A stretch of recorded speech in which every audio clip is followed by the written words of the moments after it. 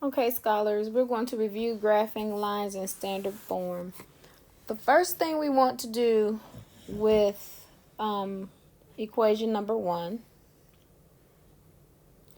is to set y equal to 0. So you're going to set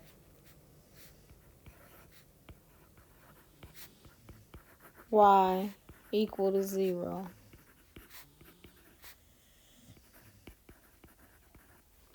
So that means you're going to rewrite the equation. 2x minus 8 times 0 equals 8. This cancels, so now we have 2x equals 8 divided by 2, x equals 4. So your first intercept when y is equal to 0, x is equal to 4. Then you need to do it again. Well, let's do this first. Let's say set y equal to 0 and then solve for x. Now we're going to set x equal to 0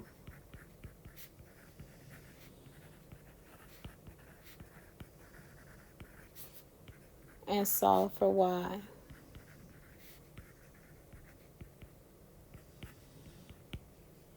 So now we're going to rewrite the equation again. I'll use a different color, and we're going to set x equal to 0.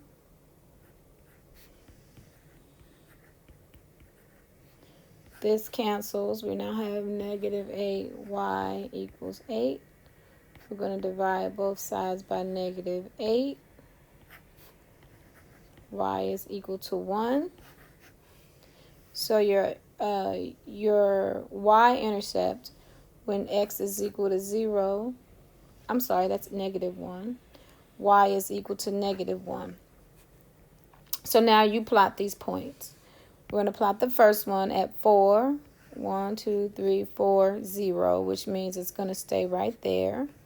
Going to label it so we know that's the 1. We're going to go back and plot the other one, which is 0. When x is 0, y is negative 1. So we're going to go down here. And we're going to plot this one. And then we're going to draw, connect the dot, connect our lines to draw the graph.